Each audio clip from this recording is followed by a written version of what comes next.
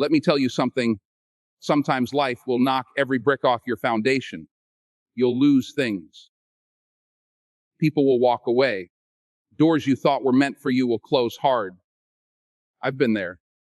I've had nothing, no direction. But that's when I learned something important. When everything falls apart, that's not the end of your story. It's the beginning of a better one. You prayer one decision, one act of faith at a time. And don't worry if nobody sees you rebuilding. God sees it. The struggle, the silence, the sweat. I'm not speaking from theory. I'm speaking from experience. You don't need everything to be perfect to start again. You just need to believe that broken doesn't mean finished. This is about finding your fire again. Even when the world thinks you're done. Especially then, I've been there. Standing in the middle of life's rubble, everything around me broken, unclear, uncertain. People look at you like you should have it all figured out. Like success is this straight line from point A to B. But it's not. Life doesn't work like that. And I'm living proof. There were times I didn't know where I was headed, times I couldn't see past my own disappointment. I remember sitting in my mother's beauty salon after dropping out of college. Nothing felt right. Nothing made sense.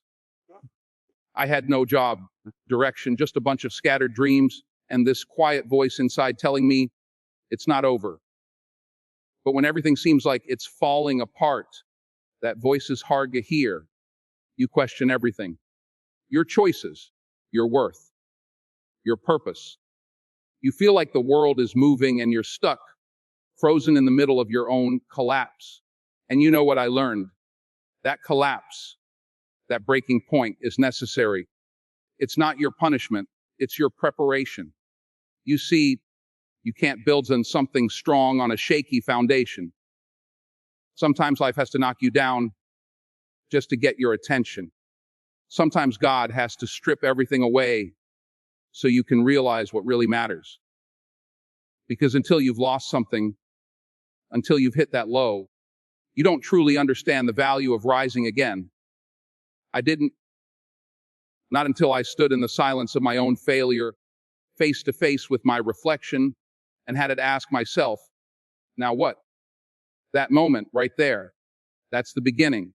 That's where the rebuilding starts. Not with applause, not with confidence, but with honesty, with humility. I had to get real with myself.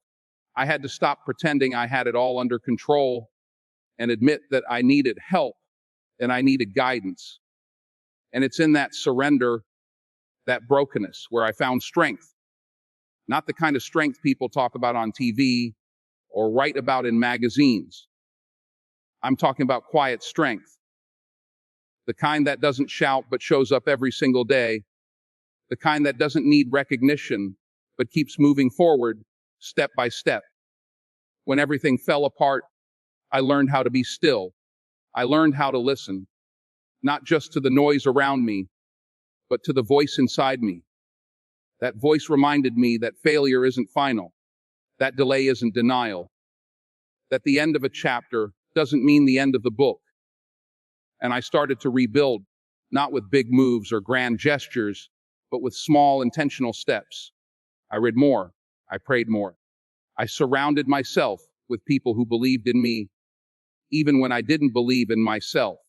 People who saw something in me that I couldn't see at the time. That matters. Who you're around when you're rebuilding matters.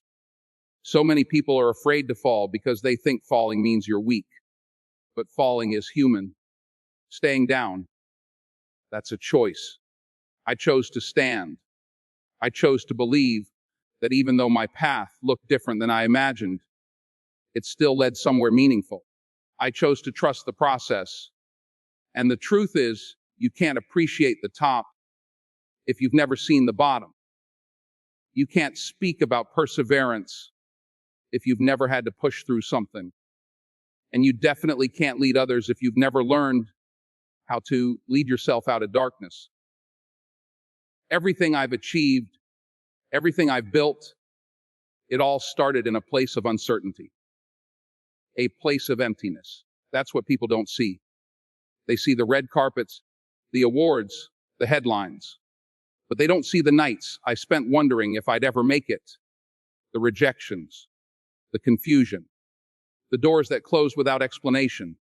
But I see those moments now as blessings because they made me who I am. They gave me character. They gave me clarity.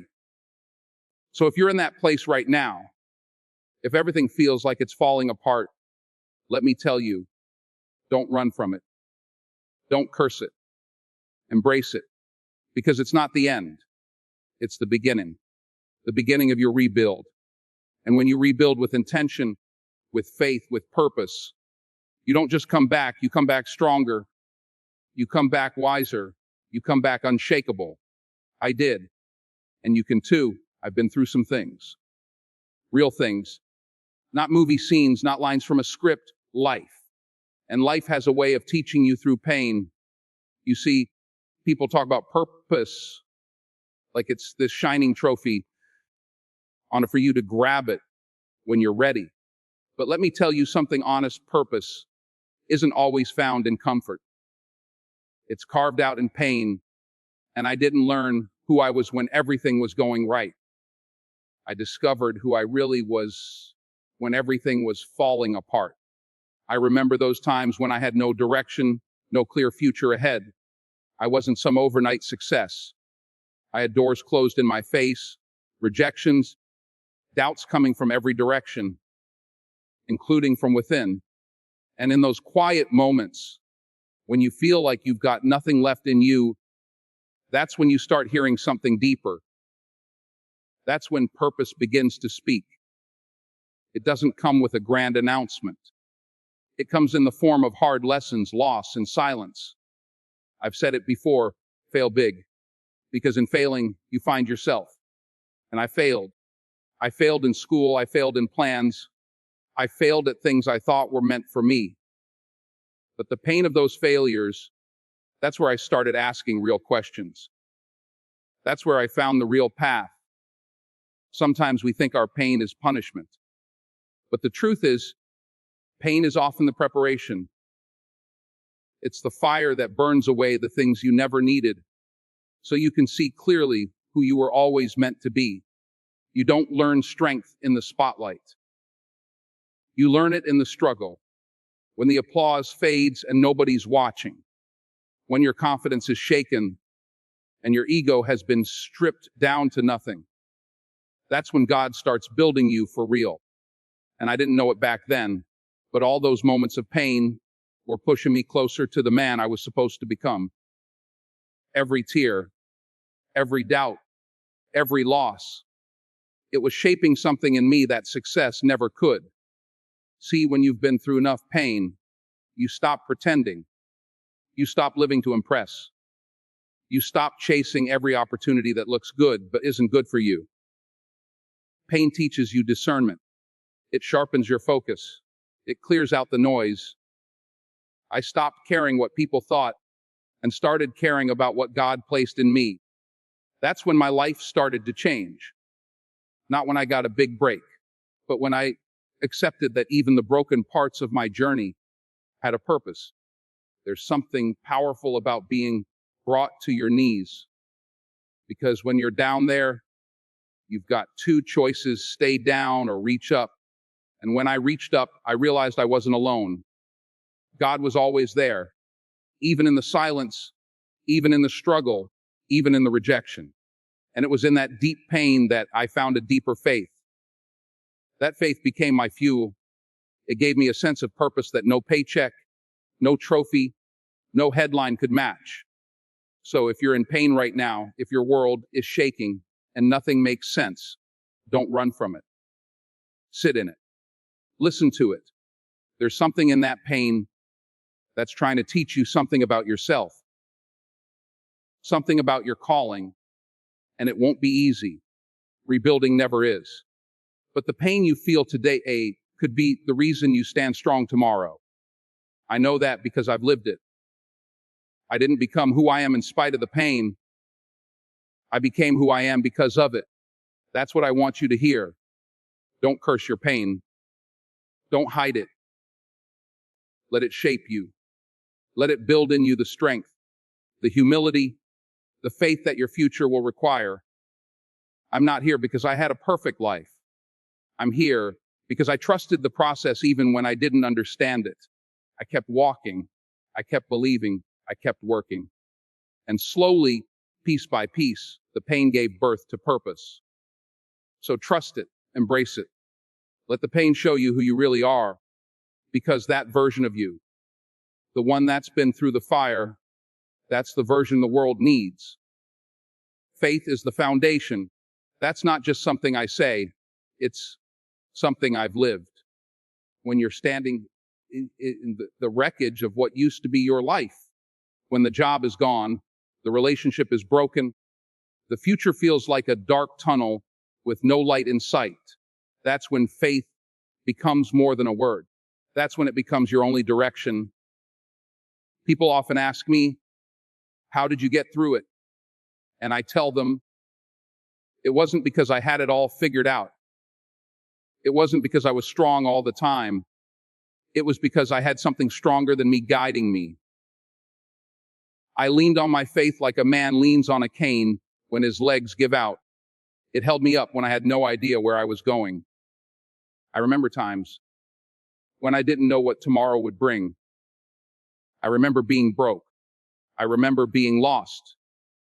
I remember walking into rooms with no confidence, walking out with more questions than answers. I remember standing on the edge of giving up. And in those moments, there wasn't a blueprint in front of me. There wasn't a guaranteed path. All I had was this quiet voice inside telling me, keep going. Trust the process. You're being prepared. Now I understand that voice was faith. That was God working not outside of me, but within me. Sometimes God doesn't move the mountain. Sometimes He gives you the strength to climb it, even when your legs are shaking. Faith isn't loud. It doesn't come in applause or overnight success. It whispers. It moves slowly. It teaches you patience when all you want is a fast solution. That's the part people miss. They want the result, but not the rebuild. But rebuilding doesn't start with a hammer or bricks. It starts with belief. Belief that what's broken can still become beautiful. Belief that what was lost wasn't the end, just a redirection. I had to believe that even when everything in front of me looked like failure, God was still working behind the scenes. There were roles I didn't get, auditions I failed, times I couldn't pay my bills, times I questioned why I even started chasing this dream. And every time I was tempted to throw in the towel, something told me, you didn't come this far to only come this far. I had to walk by faith, not by sight. Because what I saw was rejection, but what I believed was that I was being refined. I couldn't see the full picture, but I trusted the artist. I trusted that God didn't bring me into the fire to burn me. He brought me there to forge me. And I want you to understand that if you're in the fire right now, if your life feels like it's falling apart, maybe you're not being destroyed. Maybe you're being rebuilt piece by piece into something stronger. People talk about success like it's all talent and timing. But I know better. I know it's faith that gets you through the waiting room of life. It's faith that sustains you when no one's clapping, when you've got nothing left but the will to take one more step. And that's all you need sometimes, just one more step. I didn't get here because I knew where I was going. I got here because I believed I was going somewhere worth reaching, even when the road was dark. I prayed. I stayed grounded. I held on, even when everything else let go. So if your world is falling apart, don't just try to put the pieces back the same way they were. Maybe God's trying to build something new with them. Maybe He's making room for the life you really need, not the one you thought you wanted. That takes faith. It takes trusting when you have no proof, no signs, no confirmation. Just that inner knowing that says, I'm not done yet. You have to believe that your pain has a purpose, that your breakdown can lead to a breakthrough. I'm not saying it's easy. I'm saying it's possible. And I'm living proof. Faith isn't just about believing when things are good. It's about holding on when everything falls apart and saying, even now, I trust. I've seen miracles come from messes. I've seen joy come out of sorrow. And I've seen that the only way to truly rebuild is to build on something eternal. Build on faith, and you'll never fall so hard that you can't rise again. When everything fell apart in my life, when nothing made sense, when the phone didn't ring, and the opportunities stopped coming, I had a choice to make.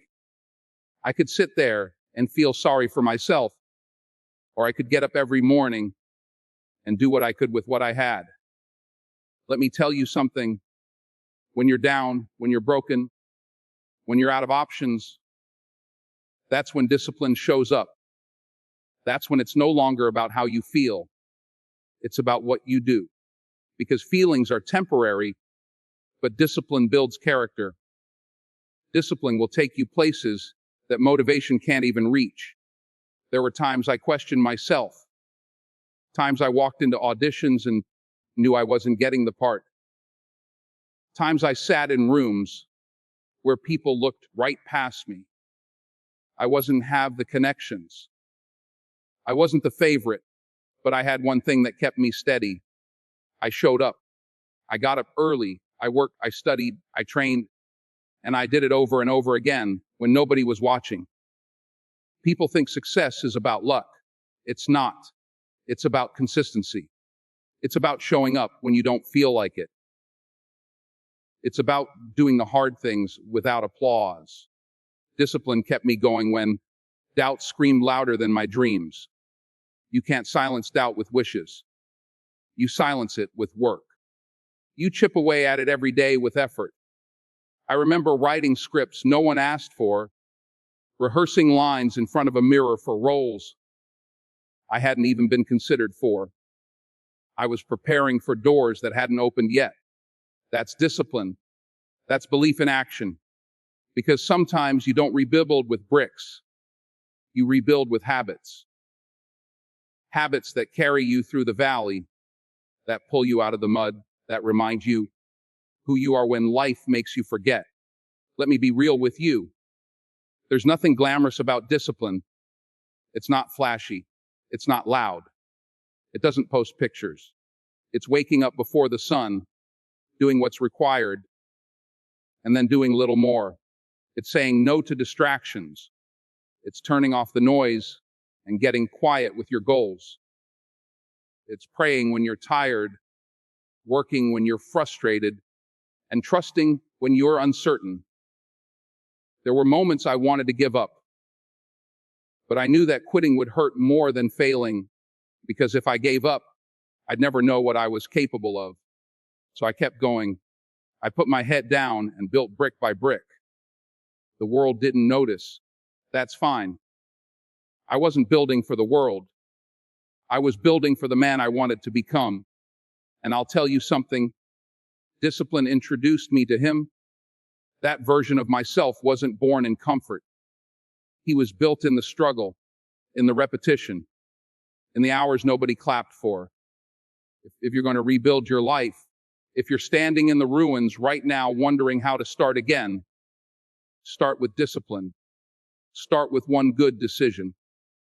Then another. Then another. Stack them. You can cry while you're doing it. You can be scared. That doesn't disqualify you. That makes you human. Just don't stop. Don't wait for the right mood to move. Move anyway. Discipline will carry you through storms motivation runs from. And one day, the results will show. One day they'll ask you how you did it. And you'll look back at the nights you didn't sleep, the mornings you didn't quit, the moments you stood tall when everything else was falling apart. You'll say, I didn't have a secret. I had discipline. I had a reason. I had a standard, and I held myself to it. I didn't always win. I didn't always get the part. But I didn't let failure write my ending. I let discipline write my comeback. And if I can do that, so can you. There's something powerful about learning how to give even when you're still hurting. People think you've got to wait until you're fully healed, until you've got it all together, before you can help somebody else. But that's not true. Not at all. You see, I learned through my own journey that service isn't something you do after success. It's something you do during the storm. When I was trying to figure out who I was, when I had no money, no fame, and no clear path, I didn't just sit around waiting for my life to start. I found small ways to be useful, to listen, to encourage, to lift someone else up, even when I was down. That's how you begin to rebuild. Not by focusing only on yourself, but by stepping outside of your pain and realizing there are others who need what you have, even if you don't think it's much. Even if it's just your time, your presence, your story. Especially your story. Because there's somebody out there who needs to know they're not alone. I was that person once. I needed someone to show me it was possible to come back from nothing. I needed to see what grace looked like in action. And you know what? Sometimes I didn't find it from people who had it all figured out. I found it from people who were still climbing, still struggling, still fighting their own battles. There were days I didn't know if I'd ever make it, whatever that meant. I didn't know if I'd book another role. Didn't know if people really believed in me. But I kept showing up. I kept doing what I could, whether that meant mentoring a younger actor, showing up for my family, or just being a man of integrity in small things. Those small things mattered. They still matter. That's what rebuilding looks like. It's not always some big, dramatic comeback. Sometimes it's a quiet decision to keep being kind, to keep being generous, to keep walking in purpose when the world isn't clapping. Let me be clear. I wasn't perfect. I made mistakes. I had doubts. I fell short.